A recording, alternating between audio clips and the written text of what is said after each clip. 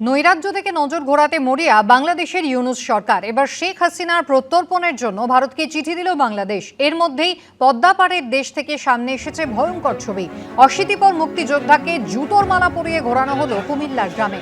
কি করে করা হয়েছে অত্যাচার, চোখের জলে তার পুরোটা জানিয়েছেন মুক্তিযোদ্ধা আব্দুল হাই খান। পুরা গ্রামের মানুষের কাছে মাপ চাইতে নেবেন নি আপনি একজন আমার বাড়িতে আবার হামলা করা শুরু হলো। সেটা রাত্রে আনুমানিক প্রায় 1টা হইতে 1:30টার দিকে। তখন যারা করছে তাদের আওয়াজ আমি বুঝছি। তারা আমি গেল এটা। এরপরে 2 তারিখ ফতোটা বাজার মিছিল হয়। মিছিলের শেষে 7:30 কি 8টার দিকে আমার বাড়িতে হামলা করে। আবার 2 তারিখ কারা করে আমি আপনাদেরকে সেটা এখন ধারাবাহিকভাবে আমি যখন মূল জায়গায় আসবো তখন আমি বলতেছি।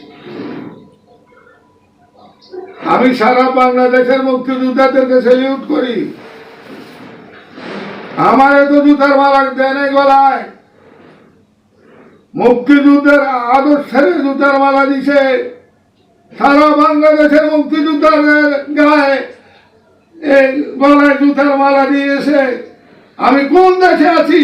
আমি যে দেশের জন্য 1 সাগর রাষ্ট্র রক্ত গেছে সেই বাংলাদেশে আছি, না পাকিস্তানে সে বর্বর বাহিনী পাকিস্তানে আছি? আমি এটা সাংবাদিক ভাইদের প্রশ্ন করি। তা আমি বাজারে গেছি, আমার ডায়াবেটিস এবং প্রেশারটা মাপাবো। আমি প্রেশারটা মাপাবো এমন সময় ছেলেরা বাইকে তো নামি এমনি আমার ঠাত দিল। তা আমি তো সাদা মনের মানুষ, আমি গেলাম। কিরে বাবা আমার কেন ডাকলে? রে শাল আসবে না, তোর মুক্তিযোদ্ধা তোর একটা জব করুন।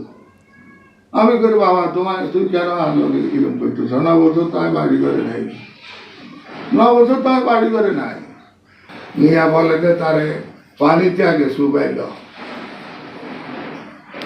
তখন আমি বললাম যে বাবা আমার পানি পালিস না, আমি শরীর অসুস্থ। তো কয় এই সালারে শোয়া। তখন আবার এই ঘুষি নেওয়ার সময় দিছে এবং সেখানে শোয়া। এবার উপরে আমার লাঠি দেওয়া শুরু করলো।